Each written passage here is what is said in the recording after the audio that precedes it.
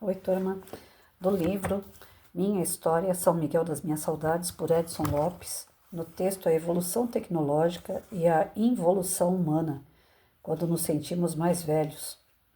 O tempo passa e nessa longa experiência acumulada ao longo dos anos, nos sentimos mais velhos quando percebemos as inúmeras personalidades que se despendem dessa esfera terrena numa surpreendente manifestação de perda irreparável. Humoristas, grupos musicais, cantores, atletas, escritores, poetas, enfim, uma pleiade de virtuosidades que, a meu ver, vão mais e mais se tornando insubstituíveis. Será que à medida que a humanidade se reproduz tecnologicamente, criando máquinas, robôs, linhas quase precisas de produção, o coração e o sentimento estão sendo subestimados? Eu me pergunto por que se esvaem tão precocemente os grandes gênios. Nasci na época das radionovelas, onde os recursos de som eram limitadíssimos e, no entanto, atores e atrizes se superavam com improvisos nos momentos em que as falhas técnicas insistiam em dificultar seus desempenhos, mas nada que pudesse atrapalhar a beleza de suas interpretações. Dancei de rosto colado ao som de lindas baladas de músicas celestiais e canções que me levavam às nuvens. Não havia mesas de som, holofotes ou cenários pomposos, mas apenas instrumentos musicais e vozes harmoniosas e deslumbrantes. As películas cinematográficas se misturavam em grandes obras bíblicas, faroestes, suspenses, romances, ficções, histórias policiais e comédias fantásticas que prendiam a plateia até o epílogo de cada exibição, de forma simples, mas ao mesmo tempo inebriantes. E o que falar dos esportes, especialmente de nosso futebol? A arte, o improviso e o profissionalismo dos grandes atletas deram lugar ao jogador de laboratório, cria de empresários e da política capitalista. Será saudosismo ou uma exagerada questão nostálgica de minha parte? Concordo que, se não fosse a evolução tecnológica, esse meu relato não atingiria milhares de usuários e aficionados, leitores, em questão de segundos. Mas será que a alma, o coração, a criatividade e os sentimentos estão cedendo lugar e evasivas que tentam justificar e enganar seres incautos e humildes? E o que dizer de nosso sistema educacional? Sou de um tempo em que a escola era respeitada como instituição fundamental no preparo dos cidadãos e consequente inserção no mercado de trabalho, e respeito à família e à pátria. As mães exerciam um papel fundamental e preponderante na educação de seus filhos, e os pais eram as razões do sustentáculo financeiro e alicerce da casa. Ambos tinham funções que garantiam uma linha de conduta relevante no aspecto moral e cultural e caminhavam com destino ao mesmo fim. Atualmente, o que assistimos com decepção é a ausência de otimismo. São famílias fragmentadas, escolas sucateadas, funcionando como verdadeiros depósitos de crianças e adolescentes sem rumo ou qualquer perspectiva de condições mais humanas. Nosso currículo e sistemas educacionais não se preocupam em reformular as propostas de ensino de modo a acompanhar a evolução tecnológica, ou seja, dar ao jovem atual conteúdos mais objetivos para que ele possa ser inserido de forma prática no contexto local e mundial. Falar e conhecer a língua pátria com discernimento, saber administrar o orçamento familiar com sabedoria e propriedade, ter consciência política e cidadania, enfim, viver com liberdade e dignidade. Embora com espírito jovem, sinto que estou envelhecendo e, na minha maturidade existencial, espero que me perdoem pelas argumentações eloquentes e calorosas, as quais julgo como prerrogativas que a própria idade me concede como direito democrático. Os membros estão enfraquecidos, as rugas se manifestam no rosto como sinais inequívocos de uma trajetória de labuta e conquistas, mas as minhas reflexões não me permitem calar diante dos grandes desmandos, desvarios e das inúmeras injustiças a que somos submetidos nesse tempo sem amor e sem compreensão. Nossa! Usando um vocabulário bem chulo, eu vou falar assim, ele lavou a égua. E ele tem moral para poder lavar essa égua dessa forma, de falar da forma que ele falou, e ele pode falar até mais porque ele tem autoridade para isso, ele tem moral para isso, né? É uma época de ouro quando ele foi nosso professor, enquanto ele trabalhou enquanto educador, foi uma época de ouro, porque é o tempo que o professor olhava para o aluno baixava a cabeça, já sabia que tinha feito ou falado alguma coisa que não devia, né? E não era porque ia ser castigado, ia para direção, nada disso, porque tinha molecada que batia carteirinha na direção, como até os dias de hoje é assim. A questão é o respeito, né? É aquela coisa, o professor vem vindo aí. Eu lembro que quando eu dava aula para uma turma de quinta série, eram 5 quintas séries no mesmo corredor. Salas hiper mega lotada, 44 crianças. E a sala 1, 2, 3, 4, 5 no mesmo corredor. Quando eu chegava perto da sala 1, a sala 2 eu já escutava os gritos lá. Professora Patrícia no corredor, professora Patrícia no corredor. Aí a sala 3, 4, 5, sabe? Aquela coisa, todo mundo corre para dentro, senta, porque a professora está chegando. E eles sabiam que eu podia fazer aquelas visitinhas surpresa, mesmo não ser na minha aula. Eu era professora de geografia na época, de história, o SPB, Educação Moral. Enfim, eu vim dessa safra, eu vim desse tipo de professor, que o aluno, ele pode ser arteiro do jeito que for, mas quando ele vê o professor, ele, opa, o professor tá ali, né? Hoje não, gente. O que é que está acontecendo com a educação que o professor não tem moral, o diretor não tem moral, né? Você vê mãe na porta da escola gritando, eu quero que aprova meu filho, e tem que aprovar, porque é lei, né? Então, assim, foi descambando, e a nossa educação, ela descambou de 95 para cá. Eu peguei 92, 93, 94 e metade de 95 para dar aula tranquila. Que até então tinha lei, a gente podia reprovar, a gente tinha moral, os pais tinham respeito pela escola, os alunos tinham respeito pelos seus pais, mas aí veio o Estatuto da Criança e do Adolescente, veio a aprovação automática, pronto. Tirou da mão dos pais o poder de educar, tirou da escola o poder de decidir a vida do aluno, ninguém decide mais nada ali, o sistema é que decide, o sistema só quer que aprova para livrar a carteira, para vir outra leva de aluno e não ter que construir nova escola e ficar com os gráficos altíssimos, né, de aprovação, que o governo é maravilhoso, está ensinando que é uma beleza, e é tudo falso isso. Tudo vivendo de falso. A gente saía da aula da professora Regina, que era professora de arte, a gente saía de lá fazendo trabalhos manuais de artesanato. Quer dizer, se o cara não sabia ler e escrever, ele saía de lá vendendo saboneteira, ele saía de lá vendendo.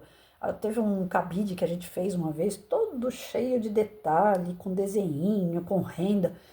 É artesanato, que valeria muito dinheiro hoje em dia. Eu entro em sites assim, do Shopee, Mercado Livre, eu vejo o pessoal com artesanato né, manual, o preço é absurdo. É muito valorizado o artesanato. Então, naquela época, tinha gente que saía assim, né, fazendo sabonete desenhado para o Natal, para Páscoa. Poxa, a gente aprendia na educação artística isso, dentro da escola. Ah, já que você não serve para ler e escrever, meu filho, vai vender produto. Vai fazer coisas para você ganhar seu dinheirinho, você não tem que sair por aí roubando, matando ninguém. Então a escola preparava a gente para o trabalho, a escola preparava a gente para conviver em sociedade de uma forma amigável. Ah, vou te pegar lá fora. Tá bom, vamos pegar lá fora. Quando chegava lá fora, dava aqueles cascudo um no outro, quando vê, tava tudo abraçado, jogando bola junto de novo.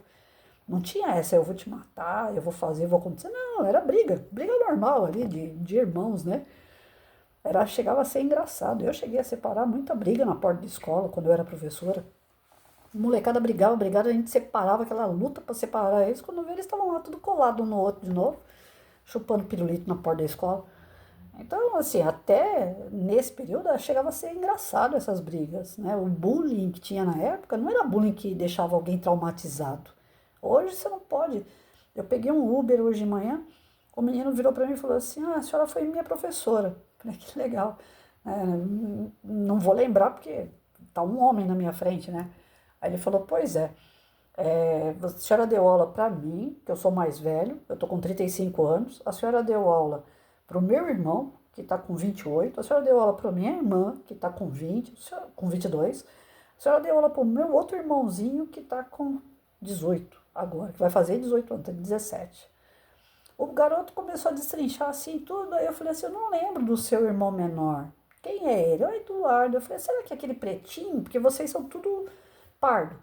O Eduardo, ele é bem pretinho. Aí ele olhou pro meu cara e falou, é ele mesmo, neguinho. Aí eu falei, menino, você viu o teor da nossa conversa aqui? Né? Pretinho, neguinho. Se a gente conversar no meio de outras pessoas, isso daí é discriminação. E olha, pra mim foi tão natural, pra você também. Ele falou, que lá em casa todo mundo chama todo mundo de negro, professor. Não esquenta a cabeça, não. Não tem frescura na minha casa. Né? E na nossa época, quando a gente era criança, era o que mais tinha, ou seu pretinho, ou seu neguinho, não sei o quê. E ninguém ficava, né? Eu era gorda, todo mundo me chamava de baleia, de vai explodir o botijão de gás. É aquilo que naquele momento fere, lógico, não vou falar que não. Eu não gostava que ninguém mexia comigo. Eu não mexia com ninguém, eu era quieta. Mas não fiquei traumatizada, não. É coisa de molecada. Passou, passou, acabou. Agora hoje não. Ah, traumatiza se chamar assim, traumatiza se chamar assado, se falar assim é cadeia, se falar assim é processo.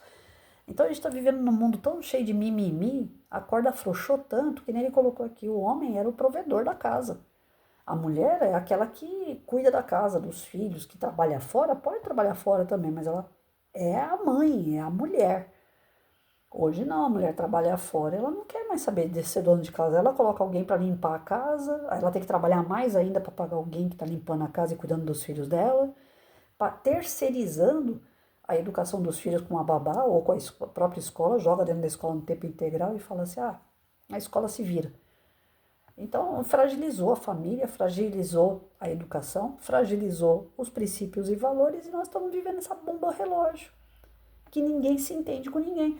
A língua portuguesa que a gente aprendia com caligrafia, com ortografia, com gramática, a língua portuguesa hoje, se deixar, eu não preciso nem falar, né?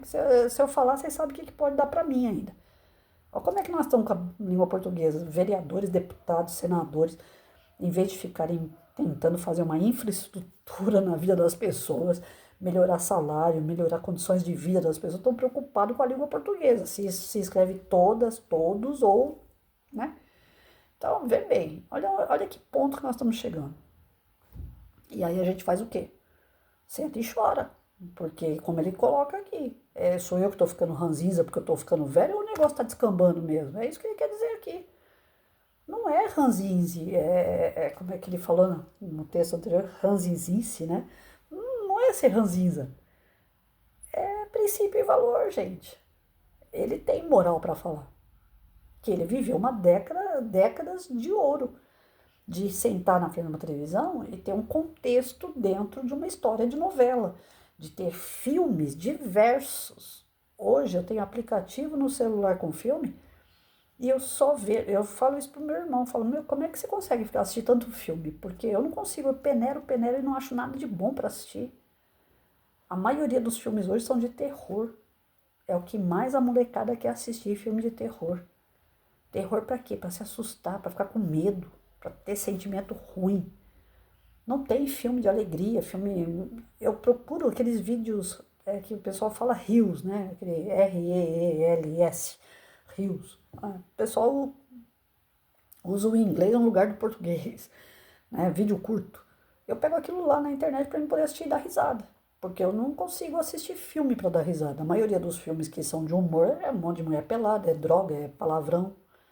Para mim não é interessante. Então eu pego uns vídeos bem besta que eu vejo o pessoal fazer caseiro, eu assisto e dou risada com aquilo. Nós chegamos nessa qualidade de vídeo.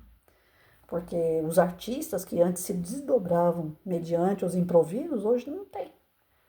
Se tiver um improviso, não é só artista não. Trabalhei com professora que teve um evento dentro da escola uma vez, a professora aqui, eu tenho 30 anos de magistério, eu nasci junto com o magistério. Cheguei na escola, a mulher estava dando a cria. Eu falei, o que está acontecendo? Vai ter um evento e trancaram o meu armário lá. Tá cheio de coisa em cima, na frente do armário lá, não consigo abrir meu armário. Eu falei, daí? Você não consegue dar aula sem o seu armário? Ela falou, não, meus livros estão lá dentro. Eu falei, mas você não consegue dar aula depois de 30 anos de carreira, sem um livro na mão? Não. Eu sigo a página 1, página 2, página 3. Eu falei, então, né? Você vê professor de 30 anos de carreira despreparado para dar aula, que não consegue ter um jogo de cintura. E aí ele faz essa crítica, ele fala, o que que acontece? É o uso da tecnologia que está fazendo isso? As pessoas ficarem vazias, sem amor, sem cuidado, sem princípio, sem valor? O que está acontecendo, gente? Por que nós estamos deixando chegar a esse ponto? Não tem mais para onde correr. Você não tem mais um banheiro, você não pode, a mulher não pode entrar mais no banheiro sossegada. Ela corre risco lá dentro daquele banheiro. E outra, eu, como professora, eu não deixava meus alunos ir no banheiro de jeito nenhum. Eu sempre fui carrasco mesmo. Quem ir no banheiro vai na hora da entrada. Na hora que tá lá servente, tem inspetor, tá tudo lá na porta do banheiro. Aí vocês podem ir na hora da entrada. Na hora da entrada, na hora do recreio e na hora da saída. Mas durante a aula eu não deixava aluno meu ir pro banheiro. Porque já era um risco, menina com menina dentro do banheiro, menino com menino dentro do banheiro. Quantos casos de moleque que pagava lanche para poder transar com moleque dentro do banheiro? A gente tá cansado de saber disso. Agora não, agora você entra no banheiro, você tem surpresa. Você é mulher, você tem surpresa de um homem lá dentro, vestido de mulher lá dentro do banheiro. Se é homem, você tá dentro do banheiro, entra uma mulher vestida de homem. Então, o negócio tá tudo assim. E até onde nós vamos com tudo isso? Se até aqui, que nós estamos vivos, somos da geração do professor, nós já estamos, né, saturado com tanta coisa que está fora do lugar. Agora imagina quem está vindo depois de nós. O que eles estão pegando? O que vai sobrar para essas crianças, para esses jovens, para esses futuros adultos? Uma sociedade completamente enlouquecida. Você conversa com o advogado está tendo problema de saúde, porque está todo assoberbado, está todo desequilibrado por uma série de circunstâncias que as pessoas não têm equilíbrio para resolver, acha que o advogado vai resolver tudo pela pessoa. Você vai conversar com o professor está pegando atestado até que nem mais que não aguenta mais ficar na sala de aula, porque a sala de aula se tornou um campo de batalha, um lugar perigoso para trabalhar. Não é mais policial que corre risco de tomar tiro, de tomar facada. O professor na sala de aula está tomando. Então tá tudo assim. As famílias, você vai falar, e aí, pai, mãe, o que acontece com o teu filho? Não sei, professor, em casa ele não é assim. Mas como é que ele é em casa? Ah, só joga videogame. Então, o que está acontecendo, gente? Até onde nós vamos suportar tudo isso? Até onde as futuras gerações vão suportar tudo isso? Eu sempre ouvi dos meus professores, inclusive do professor Edson, o que a gente quer lá na frente.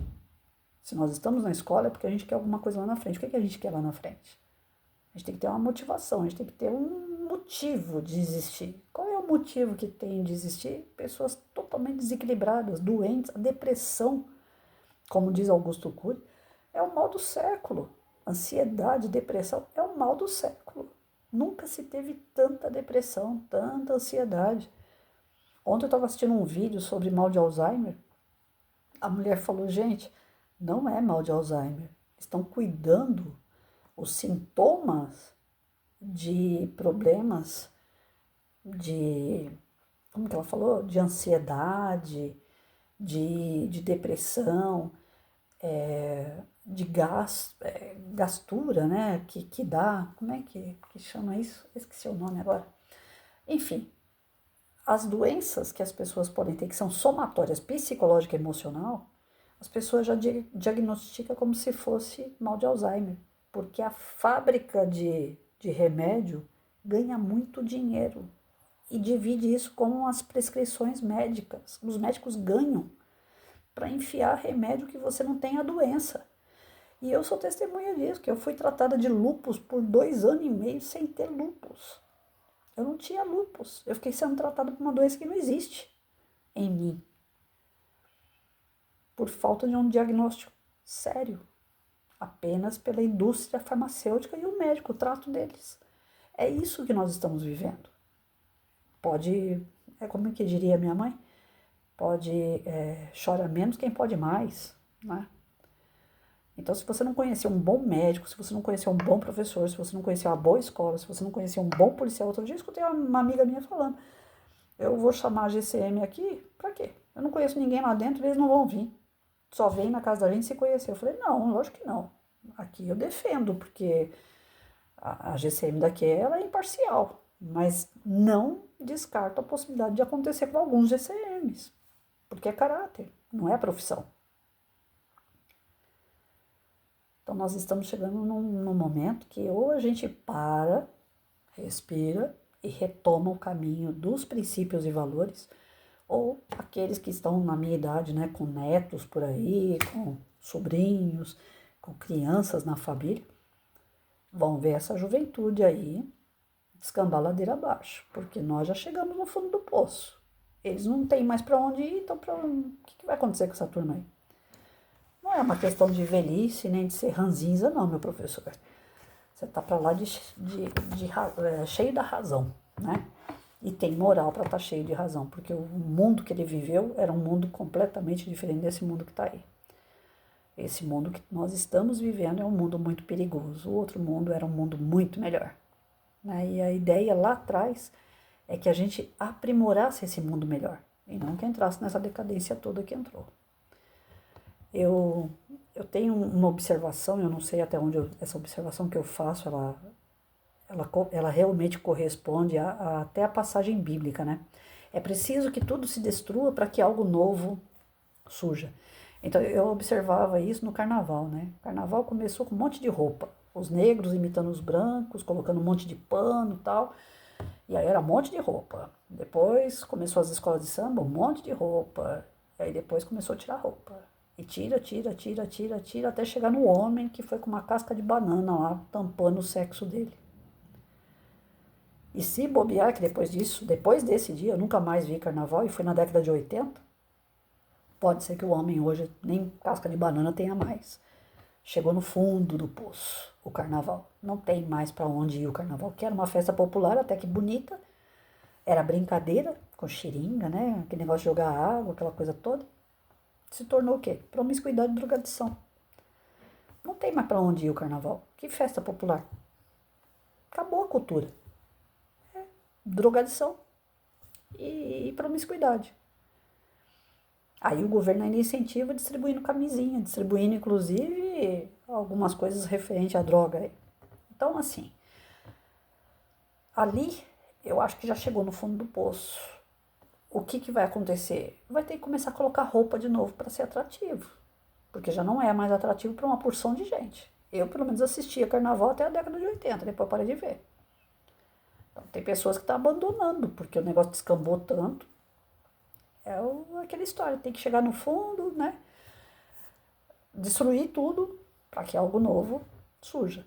Será que isso vai acontecer nas famílias? Será que isso vai acontecer na educação? Será que isso vai acontecer na cultura? Será que isso vai acontecer no jornalismo, um jornalismo mais sério? Será que isso vai acontecer na sociedade, nos empregos, nos trabalhos, na mão de obra? Eu precisei de encanador aqui em casa semana passada. Onde que eu arrumei um encanador? É a coisa que é mais simples do mundo. Na vila onde eu morava, em São Miguel, o que não faltava era pedreiro, encanador, marceneiro, serralheiro. Hoje, são mão de obra caríssima e difícil de você encontrar aquele que realmente trabalha. Tem muito cara que é fanfarrão, ele entra ali, fala que diz que vai fazer, pega dinheiro e... Quantas casas vocês estão vendo cair por aí de engenheiro recém-formado? Quantas tesouras são esquecidas dentro de barriga de pessoas que estão fazendo cirurgia, porque o cara usa maconha antes de fazer a cirurgia? O negócio tá todo escambado, gente. Então, o professor tá cheio da razão, ele não tá velho, não. O mundo tá meio de perna pro ar.